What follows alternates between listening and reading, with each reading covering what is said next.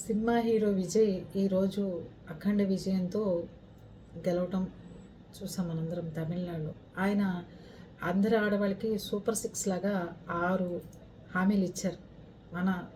మన ఆంధ్రాలో కానీ ఎక్కడైనా జరుగుతున్నవి.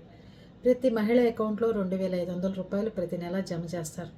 అలాగే ఆడపిల్ల పెళ్ళి అయితే తులం బంగారం ఇస్తారట. ఇంకోటి, పిల్లల చదువుకి 15,000 రూపాయలు, పుట్టిన పిల్లలకి ఒక బంగారు పొంగరం. అంతేకాకుండా మనకి కనుక ఫ్రీ బస్సులు ఉన్నాయి కదా, జనాలు కొట్టుకుంటున్నారు జుట్లు పుచ్చుకుని, అవి చూసి కూడా మారకుండా వాళ్ళకు కూడా చక్కగా బస్సులు ఎక్కడికైనా ఎక్కి వెళ్ళే సదుపాయం ఏర్పాటు చేశారు. అదే పరిస్థితి. కానీ మహిళలందరూ చక్కగా అధికారులు ఇలా ఇస్తున్నందుకు మీరు ముఖ్యమంత్రులు ఆడుకోండి, కొట్టుకోకండి.